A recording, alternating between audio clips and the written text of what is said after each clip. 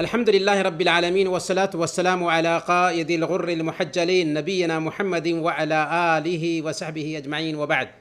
پیارے بھائیوں اور دینی بہنوں، السلام علیکم ورحمۃ اللہ وبرکاتہ.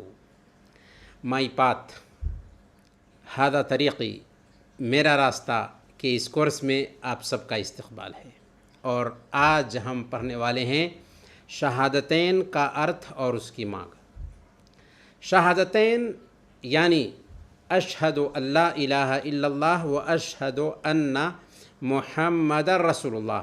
میں اس بات کی گواہی دیتا ہوں کہ اللہ کے علاوہ اور کوئی صحیح عبادت کے لائق نہیں، اور میں اس بات کی گواہی دیتا ہوں کہ محمد صلی اللہ علیہ وسلم اللہ کے رسول ہیں.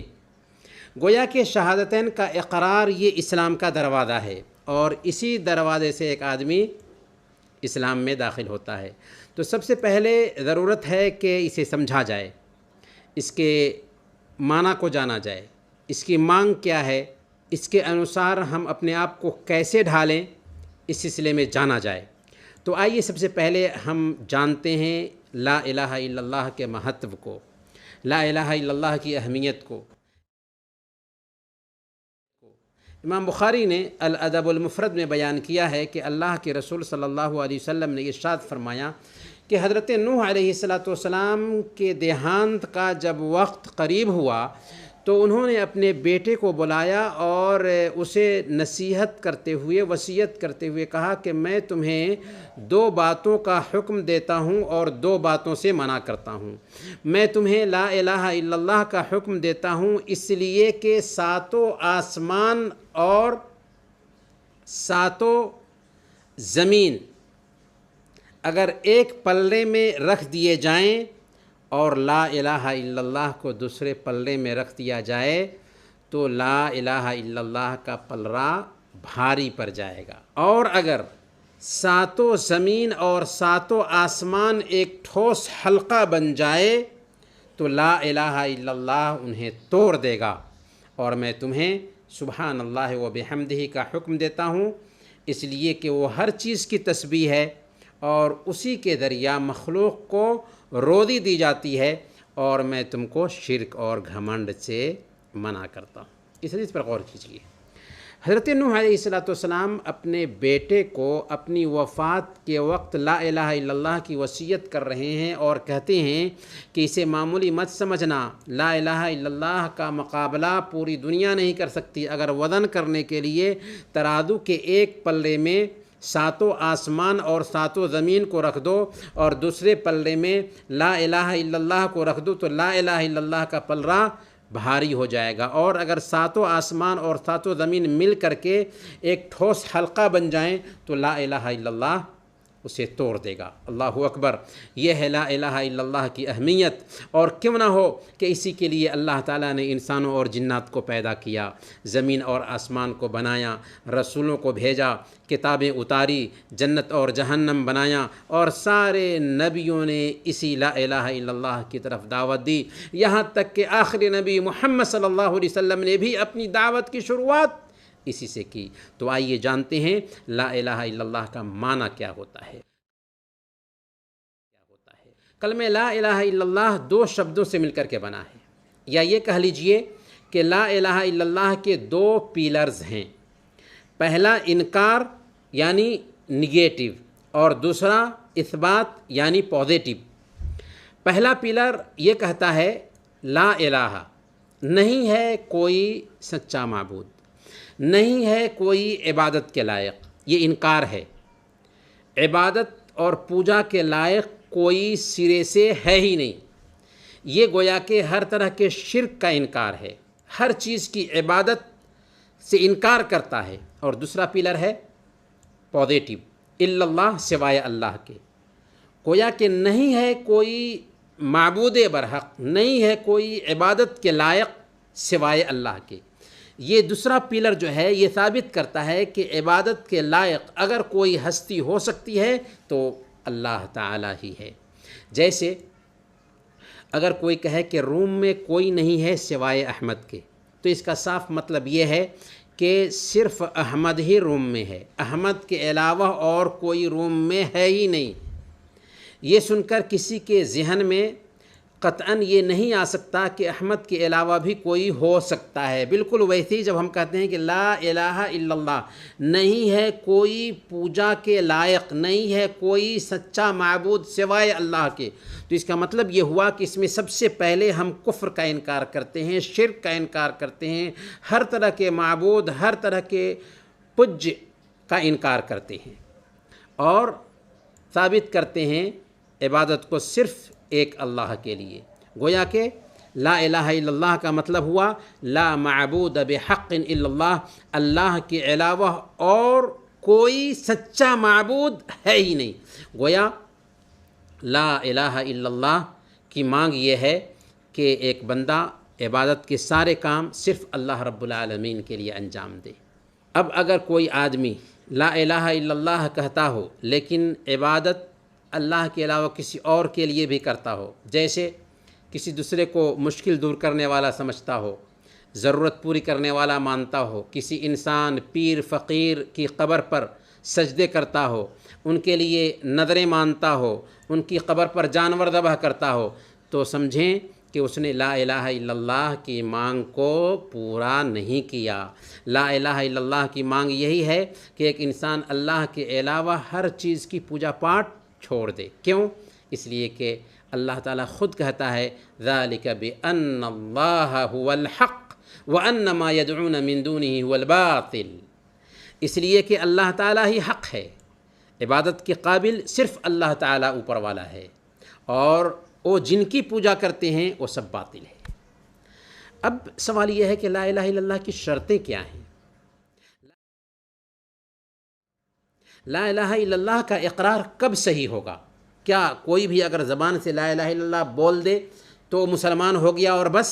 نہیں، بلکہ لا الہ الا اللہ کے صحیح ہونے کے لیے اس کی چند شرطیں ہیں، ان شرطوں کا پایا جانا ضروری ہے، تبھی لا الہ الا اللہ صحیح ہوگا۔ ایک آدمی کے کامل ایمان والا ہونے کے لیے ضروری ہے کہ ایک بندہ زبان سے لا الہ الا اللہ کا اقرار کرنے کے ساتھ ساتھ 8 شرطوں کو اپنی زندگی میں اتارے، 8 شرطوں کو سامنے میں رکھتے ہوئے لا الہ الا اللہ کا اقرار کرے۔ وہ 8 شرطیں کون کون سی ہیں؟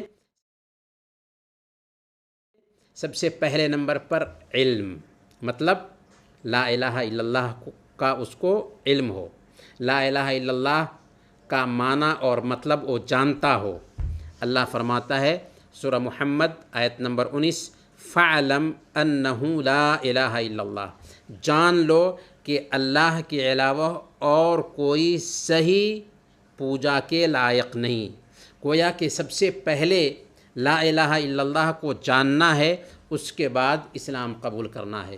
تو گویا کہ لا الہ الا اللہ کا سب سے پہلے نمبر پر اس آدمی کو علم ہونا چاہیے، اس کا معنی اس کو معلوم ہونا چاہیے۔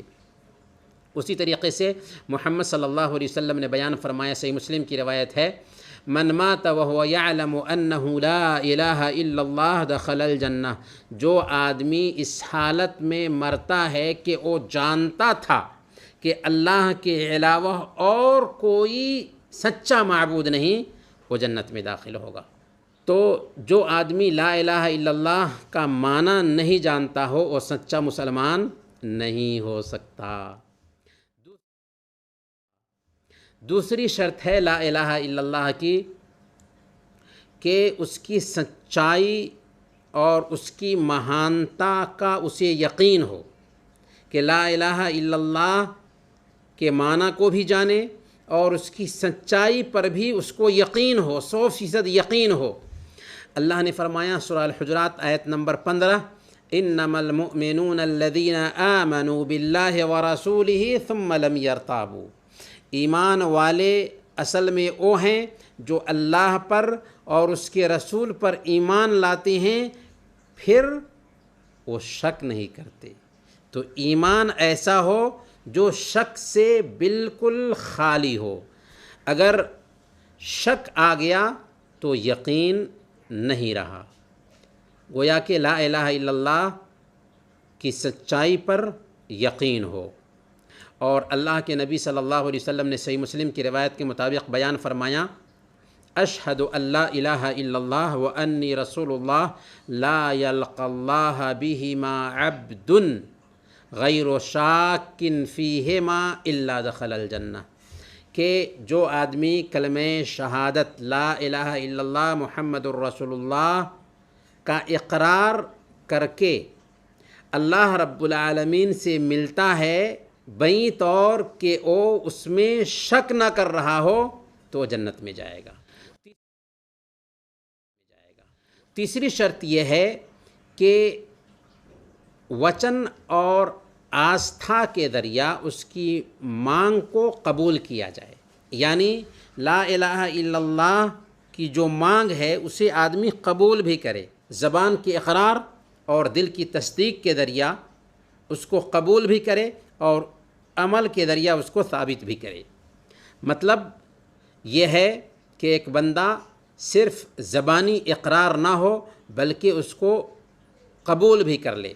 اسی لیے اللہ تعالیٰ نے ایسے لوگوں کی نندا کی جو لا الہ الا اللہ کو نہیں اپناتے یا اس سے تکبر کرتے ہیں۔ اللہ تعالیٰ نے سورہ الصافات آیت نمبر 35 میں بیان فرمایا، انہم کانوا اذا قیل لہم لا الہ الا اللہ یستکبرون، کہ یہ وہ تھے کہ جب ان سے کہا جاتا تھا کہ لا الہ الا اللہ کہہ لو تو وہ کیا ہیں، وہ گھمنڈ کرتے تھے، وہ گھمنڈ کرتے تھے۔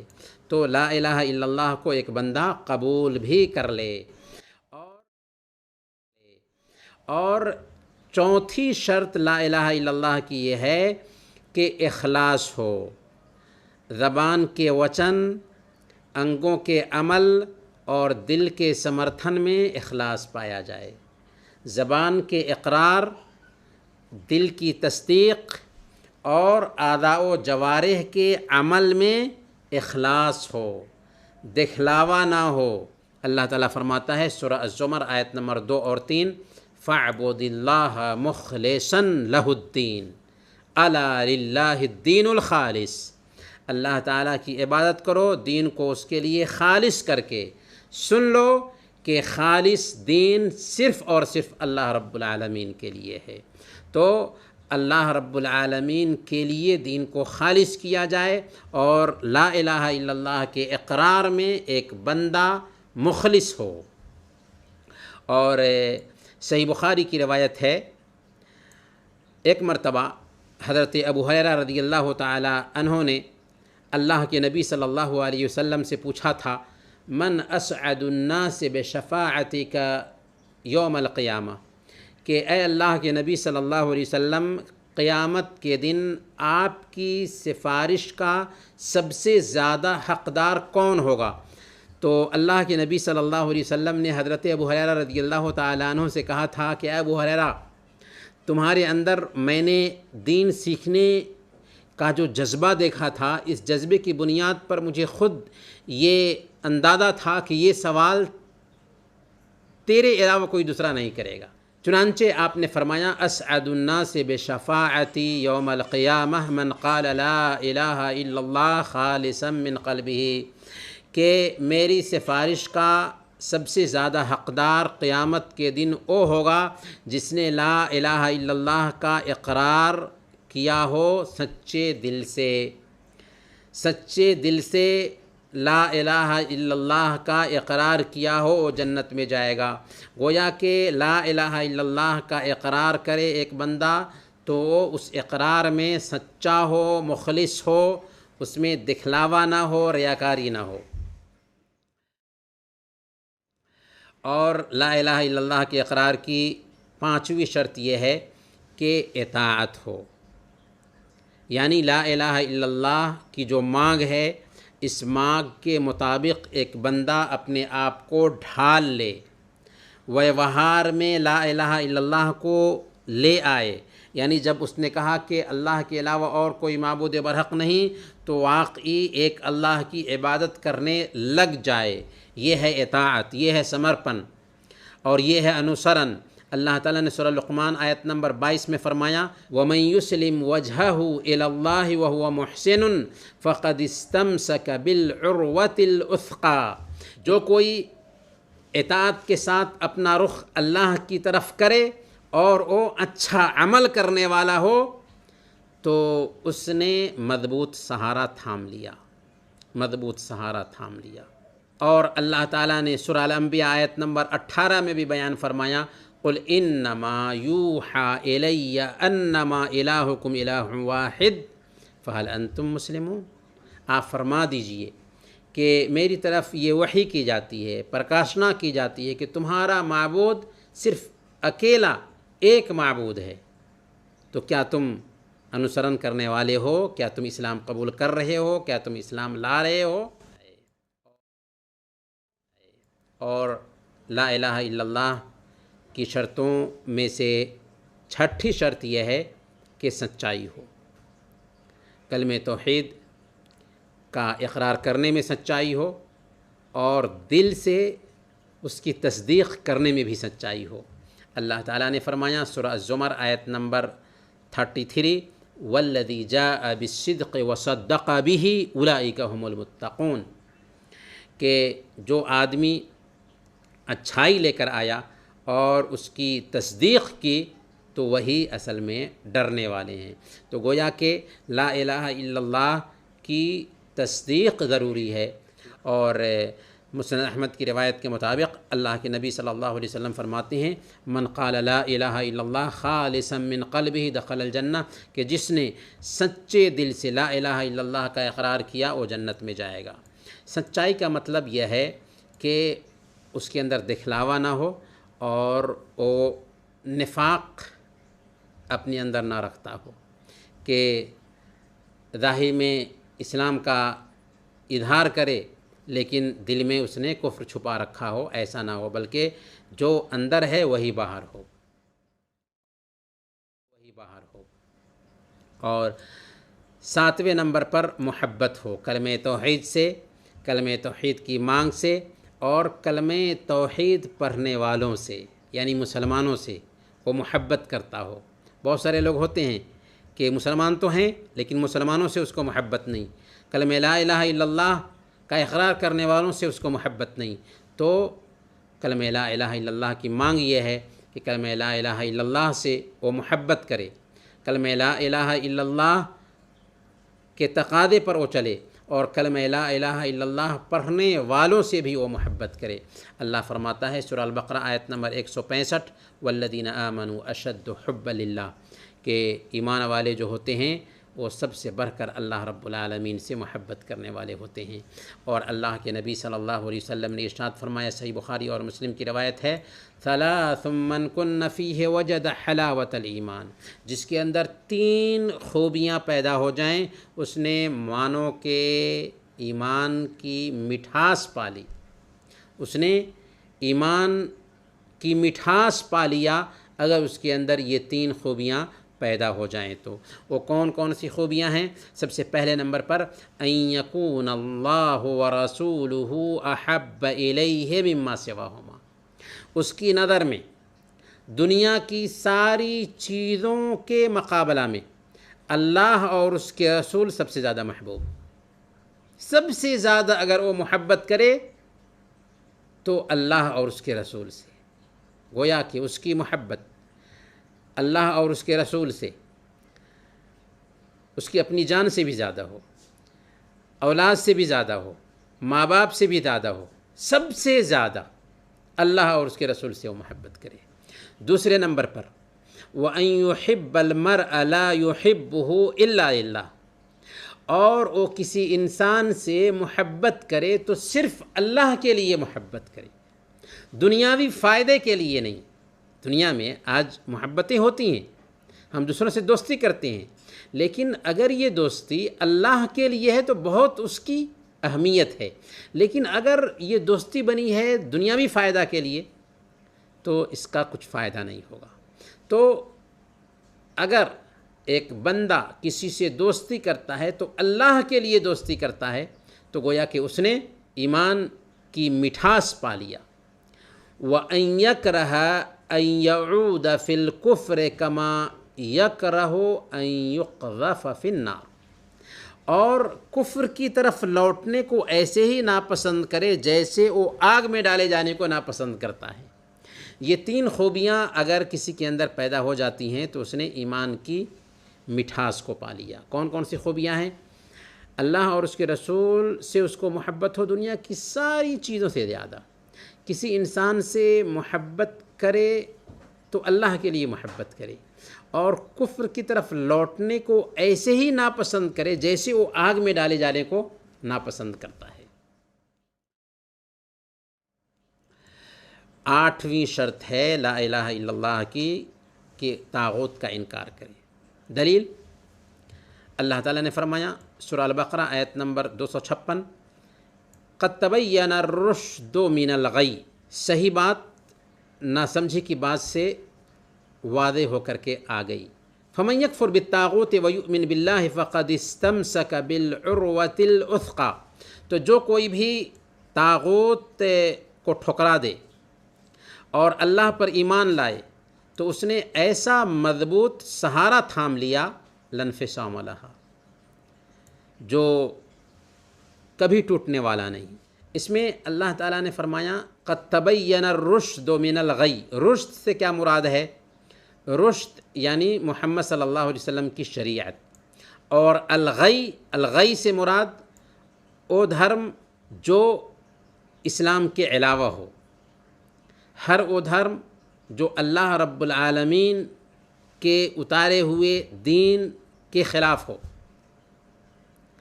اور الطاغوت کسے کہتے ہیں؟ طاغوت وہ آدمی جس کی اللہ کو چھوڑ کر پوجا کی جائے اور وہ اس سے راضی ہو، یعنی کسی انسان کی پوجا کی جاتی ہے اللہ کو چھوڑ کر کے اور وہ بندہ اس پوجا سے راضی ہے تو وہ طاغوت ہے۔ تو اللہ نے فرمایا فمن یکفر بالطاغوت، جو طاغوت کا انکار کرے اور اللہ پر ایمان لائے تو اس نے کیا کیا؟ اس نے مضبوط سہارا تھام لیا جو ٹوٹنے والا نہیں ہے، توحید کو اپنا لیا جو کبھی ٹوٹنے والا نہیں۔ اور صحیح مسلم کی روایت ہے اللہ کے نبی صلی اللہ علیہ وسلم نے ارشاد فرمایا من قال لا الہ الا اللہ وکفر بما یعبد من دون اللہ حرم مالہ ودمہ، جس نے لا الہ الا اللہ کا اقرار کیا اور اللہ کے علاوہ جن جن پربھوؤں کی پوجا کی جاتی ہے ان کا انکار کیا تو اس کا مال اور اس کا خون حرام ہو گیا، تو ایسا انسان محفوظ ہو گیا۔ اب ہم آتے ہیں 3 مسکنسیپشنز کی طرف جو عام طور پر لا الہ الا اللہ کے تعلق سے لوگوں کے ذہن میں پیدا ہوتا ہے۔ سب سے پہلے لا الہ الا اللہ کے معنی کے بارے میں کچھ لوگ یہ سمجھتے ہیں کہ لا الہ الا اللہ کا معنی ہے کہ اللہ کے علاوہ اور کوئی مالک نہیں، یا یہ سمجھتے ہیں کہ اللہ کے علاوہ اور کوئی اللہ نہیں۔ یہ معنی کیا ہے؟ غلط ہے۔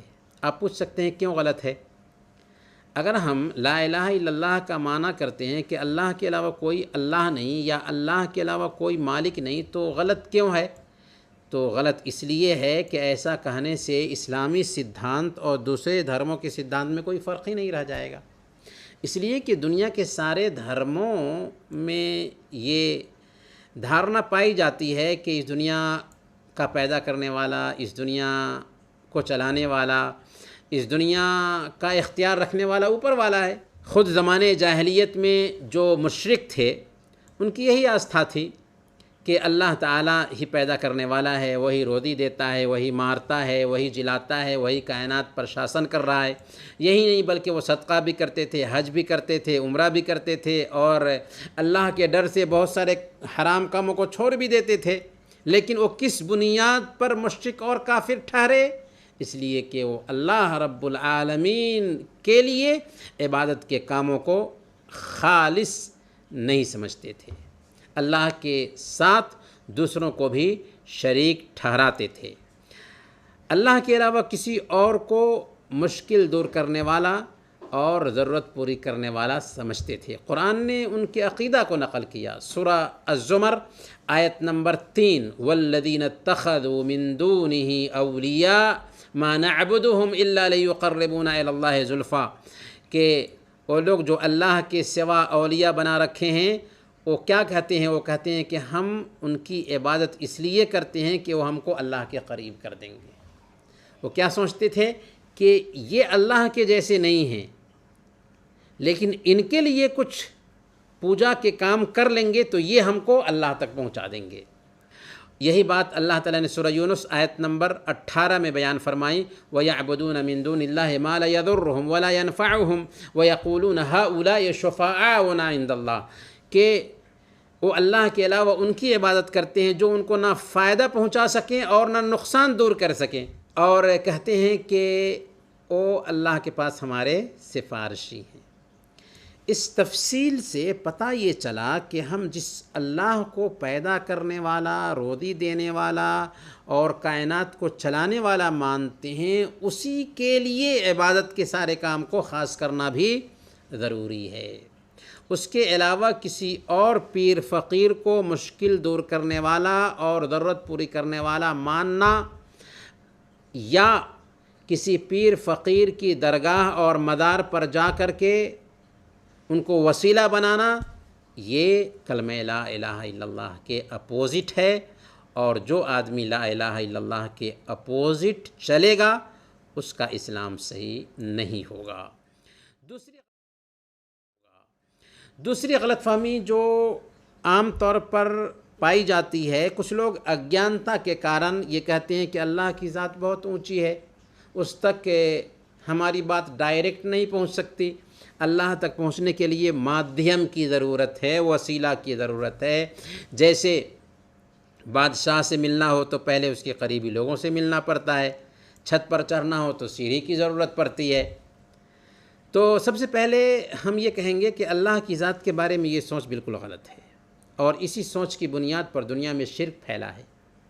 اللہ کے لیے مثالیں بیان کرنا جائز نہیں ہے۔ اللہ نے فرمایا سورہ النحل آیت نمبر 73، فلا تضربوا للہ الامثال ان اللہ یعلم وانتم لا تعلمون، اللہ کے لیے مثالیں مت بیان کرو، اللہ خوب جانتا ہے، تم نہیں جانتے ہو۔ دوسری بات یہ ہے کہ اللہ تعالیٰ کو اس کی کمزور مخلوق پر قیاس نہیں کیا جا سکتا۔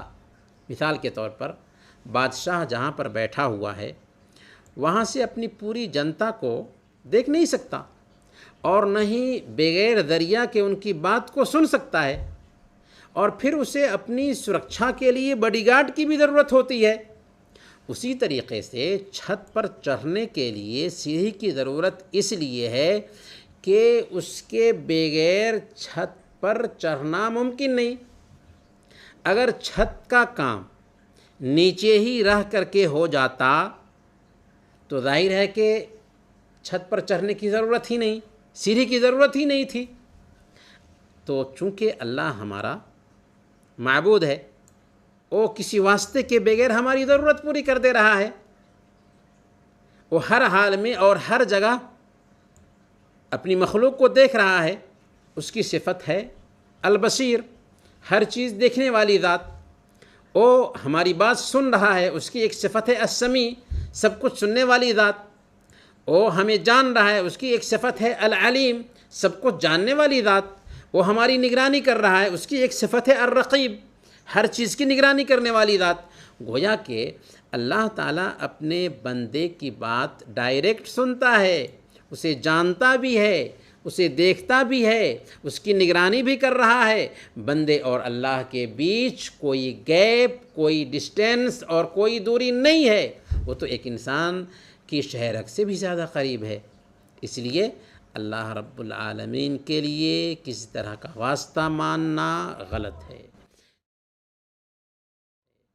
تیسری غلط فہمی یہ پائی جاتی ہے، کچھ لوگ یہ سمجھتے ہیں کہ دیکھو ہم بیمار ہوتے ہیں تو ڈاکٹر سے مدد حاصل کرتے ہیں، پتنی سے مدد چاہتے ہیں، ڈرائیور اور دوسرے لوگوں سے سہایتا مانگتے ہیں، ویسے ہی اولیاء کا وسیلہ ہے۔ ایسے لوگوں کو سمجھنا چاہیے کہ ہم آپ کے ساتھ سہمت ہیں کہ جس کام کو دوسرا کرنے کی طاقت رکھتا ہو اس کام کے لیے اس سے سہایتا لینا غلط نہیں ہے، کیونکہ دوسرا وہ کام کرنے کی طاقت رکھتا ہے، بلکہ یہ تو اللہ تعالیٰ کے بنائے ہوئے نیم کے انوسار ہوگا، اور اچھے کاموں میں ایک دوسروں سے سہایتا لینا صحیح ہے۔ اللہ فرماتا ہے وَتَعَاوَنُوا عَلَى الْبِرِّ وَالتَّقْوَىٰ، نیکی اور بھلائی کے کام میں ایک دوسروں کی سہایتا کرو، ایک دوسرے کا ساتھ دو۔ ظاہر ہے کہ یہ سہایتا نہ تو غلط ہے اور نہ ہی شرک ہے، بلکہ سراہنیہ بھی ہے، اس کا شرک سے کوئی تعلق نہیں۔ شرک تو یہ ہے کہ آدمی ایسے انسان سے مدد مانگے جو ظاہری طور پر مدد نہ کر سکتا ہو، جیسے کوئی آدمی مرے ہوئے انسان کو مدد کے لیے پکارے، اس کو مشکل دور کرنے والا اور ضرورت پوری کرنے والا سمجھے، اس کو لابھ پہنچانے والا یا نقصان دور کرنے والا سمجھے، اسی کے نام شرک ہے۔ جو افسوس کی بات یہ ہے کہ دوسرے دھرموں میں تو پایا ہی جاتا ہے، لیکن اگیانتا کی وجہ سے بہت سارے مسلمان بھی شرک کے دلدل میں پھنسے ہوئے ہیں، اور درگاہوں اور مزاروں پر یہ چیز دیکھنے کو آج ملتی ہے۔ آئیے آج کے پرشن کی طرف ہم چلتے ہیں۔ آج کا سوال، لا الہ الا اللہ کا معنی کیا ہے؟ دلیل کے ساتھ بیان کیجئے اور اس کی شرطوں کو بھی بیان کیجئے۔ سارانش، خلاصہ کیا ہے؟ کلمہ توحید کی 8 شرطیں ہیں۔ سب سے پہلے علم، جو جہالت کے اپوزٹ ہے، گیان جو اگیانتا کے ورد ہے۔ دوسرے نمبر پر یقین، جو شک کے اپوزٹ ہے۔ تیسرے نمبر پر قبول، جو انکار کے اپوزٹ ہے۔ چوتھے نمبر پر اخلاص، جو شرک کے اپوزٹ ہے۔ پانچویں نمبر پر آگیا پالن یعنی اطاعت، جو اوگیا کے اپوزٹ ہے۔ اور چھٹے نمبر پر سچائی، جو نفاق کے اپوزٹ ہے۔ ساتویں نمبر پر محبت، جو نفرت کے اپوزٹ ہے۔ آٹھویں نمبر پر طاغوت کا انکار کرنا یا اللہ کے علاوہ ہر معبود کا انکار کرنا اور ہر اس آستھا کا انکار کرنا جو توحید کے اپوزٹ ہو۔ انہی چند باتوں کے ساتھ آج کا درس ہم ختم کرتے ہیں۔ وصلی اللہ علی نبینا محمد وعلی آلہ وصحبہ اجمعین۔